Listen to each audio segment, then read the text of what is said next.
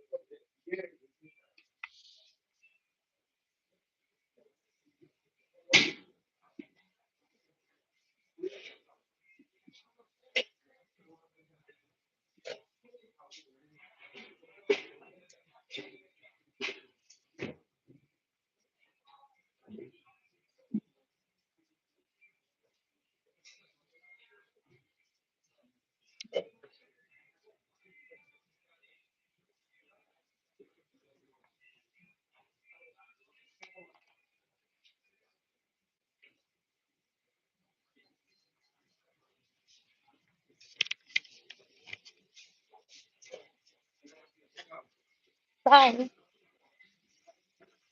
Emily, remember all the broken pieces? Guess what did I use? Epoxy skull, epoxy clay. So epoxy has this A and B that you mix them together and then it becomes clay, which is also a glue. Have you never used it? You can actually grind and everything. So it's from so air dry. The problem with air dry is that you have to use glue. But epoxy clay, like even this is epoxy clay. So you can touch it. See, it's almost like sand type. So this is the, I just have to do the gold leafing, but this is what it is. 70? 70? Okay. Cool. So finally, I'm so glad that I didn't have to throw them away. Yeah, no, don't worry. I'm glad that I didn't have to throw them away. Yeah. No, because actually, Susanna, she's the one who I was thinking of using air dry, and then she made this vase that she was not happy about because she painted some red. And she's the one who actually landed up saying, I'm going to make flowers from epoxy skull. And last time when I got it from one of the stores, it was the liquid one. So then it stuck with me that, oh, instead of air dry, because I did buy them for those action figure things, it didn't work out that well. So when she said that, yesterday I went and picked up one from Blick Material, Dick Blick, or whatever, Blick Material, whatever that place is. What is it called? Blick, yeah. So I got it from there and then I used it and it works and I sanded it and it, yeah. And because it's decorative, I don't think anybody cares. Yeah. It's just, yeah. Yeah. Mixed media. Yeah. So, yeah, I'm satisfied. Yeah, I'm relieved.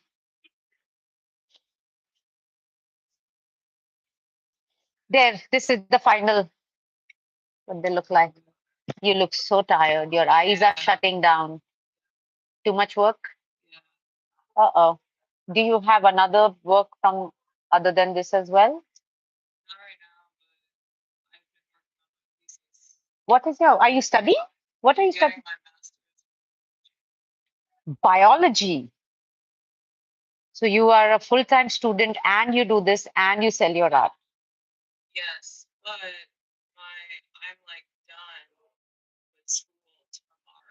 Oh, where are you studying? Okay. So biology, what exactly, like once you are done with this, what would your specialty be? Oh, okay. Oh, okay.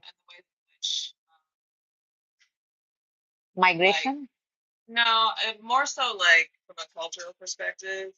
Oh, okay. Evolution? birds inform the ways that communities of color now might connect with the species So around them. evolution? No, it's like, a stork. Mm-hmm. We see a stork as a baby is coming, or like, So how did that come about? Like the historical yeah, significance like, of. yes. And Okay. how does that build a connection between us and the species around us so that we So how? take different behaviors? Oh, I see. So in terms of like the stereotypes that are connected to birds, how that impact.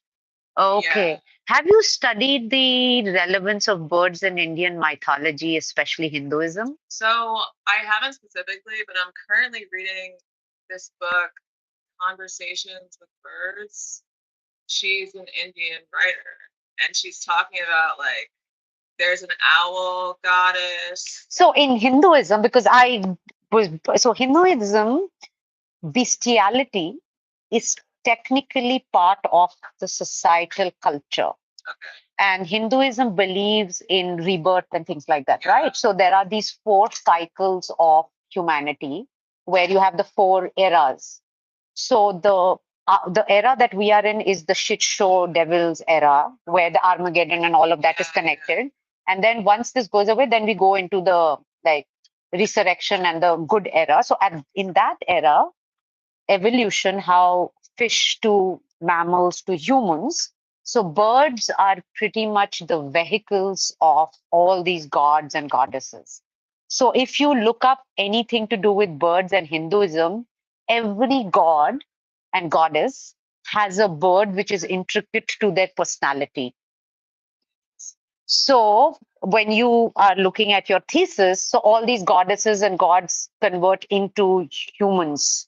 So the relevance of birds and how it connects to humans is very intricate to that society. So from your, like from the people of color, how it connects, it might be fun to kind of use that as part of your, like, I'm sure, like if you find some Indian in the same space will completely blow your mind in terms of how the, like for example, there's another community, I don't know if you know, have you heard this term, Zoroastrians?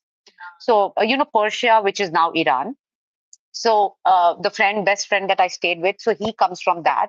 So in their society, when somebody dies, the body is, so they have this fire tower, so they throw the dead body into that pit, and the vultures eat them and clean all the way to the bone. So their historical and religious significance is that we come from the earth, and when we die, we should be useful enough.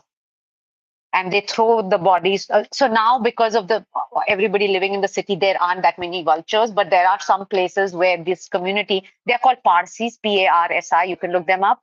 And so they actually throw the bodies, like give the body to the nature, and literally vultures come and scab and eat the dead bodies. Okay. So Yeah, I'm gonna look into that. yeah, so I didn't know you were like a full-time student killing yourself. So from a career perspective, like what kind of work would you like in some horticulture, like not horticulture, sorry, some what's the word for the bird sanctuaries and things like that, or studies? I would like to be a field technician, taking data, different studies about birds. Okay. Some of that might be archival, right? Oh, okay. Could be also like get to travel to different places which are bird sanctuaries and stuff like that to study their behavior and stuff like that. So are there like is it like a very like lucrative job? Of course not. Okay. Okay. Of course not.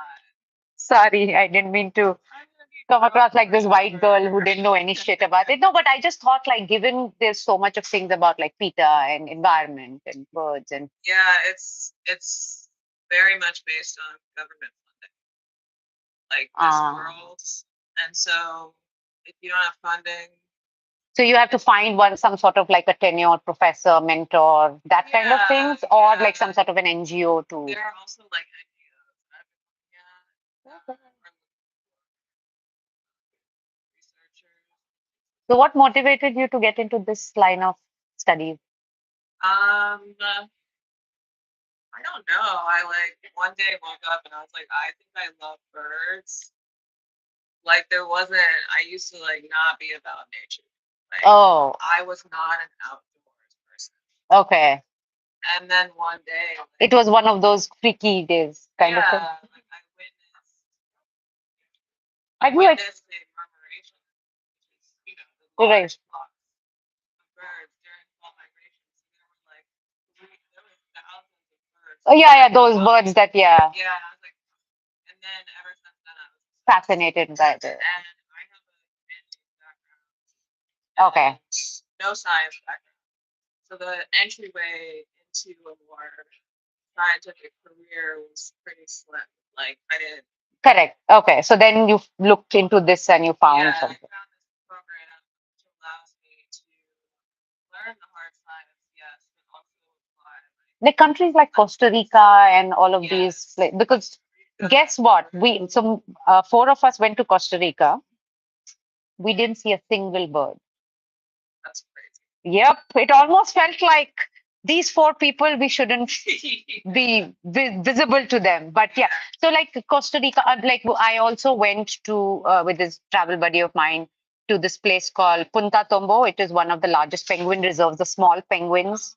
So there were these puffins and penguins. So we landed up going to this one place where there was this uh, guy who was a specialist who used to study animals. So he was studying, and we landed up renting this kind of Airbnb type of thing, which they were making money off that as well.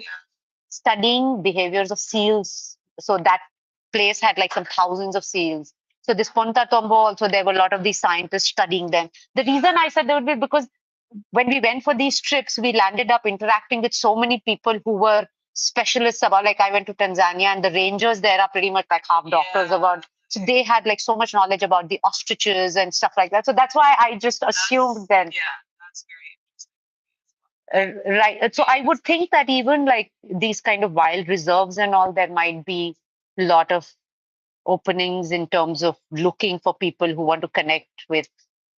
You would think that, But then it's already packed, like there's already enough. And the so people who get into that because they love it so much, so it has to like you have to die or literally, yeah. so there's not many rules. So the market is not opening up. But that's okay. Maybe you could find like eccentric billionaires who don't know what to do with their money, who love animals, and say that okay, fine. Like you never know. I could try that. No, I just thought of it. Oh, yeah, you never. No, I remember there was this Matt Damon movie who invests in this some sanctuary, and then you keep reading these crazy, like in Dubai and all these like crazy people have so much money that they have tigers and all. And I'll get you all these, my all these. What are those birds? Endangered, and endangered. Why don't you invest in all these endangered birds, and I will look after them, and I'll study them, and I'll. So that could be a great way to find good like or we could just go and rob some banks. Yeah.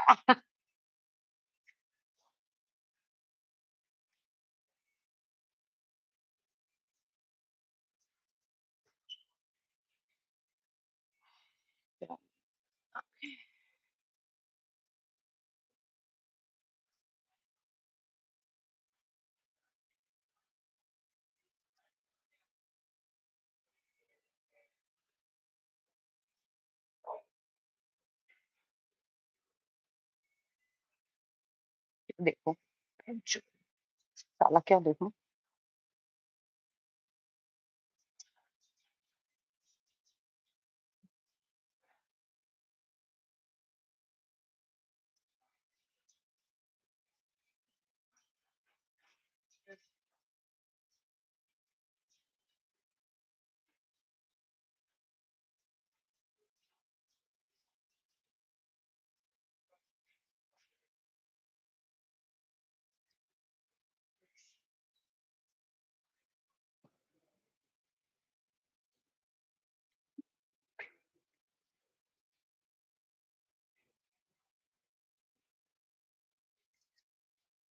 मेरे सामने आना यार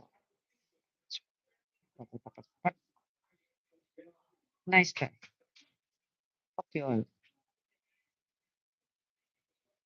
no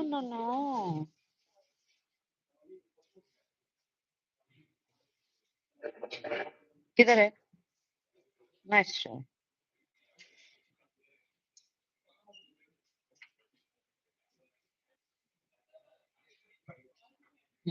जो सामने आइए ना police उस चीज कहीं के सामने आइए ना